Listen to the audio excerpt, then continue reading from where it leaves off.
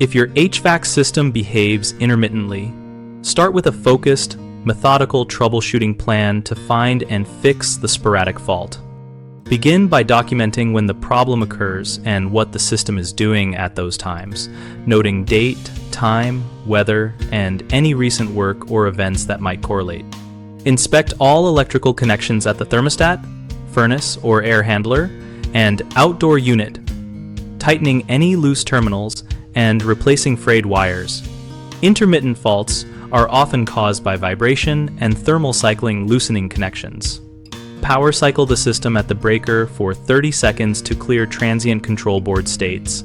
Then observe the startup sequence while watching for error codes or blinking indicator lights on the control board. Write down any codes exactly as shown and consult the manufacturer error table for precise meaning.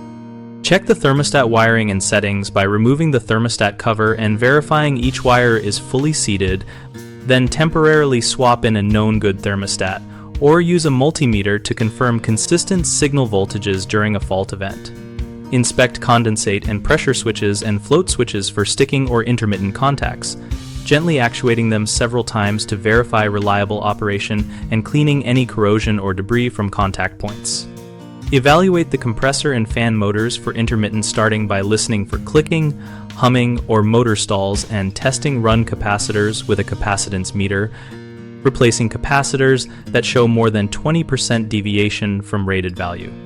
If intermittent faults persist after these steps, schedule system operation during a suspected fault window while monitoring voltages and control signals with a clamp meter and data logger to capture transient anomalies for a technician to analyze. Common mistakes include chasing symptoms without data, which wastes time, and can miss intermittent events, so start with a written log and reproduce conditions when possible. Many people replace parts based on guesswork, leading to unnecessary expense, so verify failures with meters and error codes before buying components. Another frequent issue is neglecting to secure or properly terminate wires after service, which allows vibration to recreate the fault. Whenever you tighten or replace wiring, use proper crimp or screw terminals, apply thread locker where appropriate on mounting hardware, and recheck after a short test run. BigHomeProjects.com connects homeowners to local contractors and helps contractors find work by listing project needs and responses. We also host an active discussion community where homeowners and professionals share experiences, troubleshooting tips, and recommendations related to HVAC and other home projects.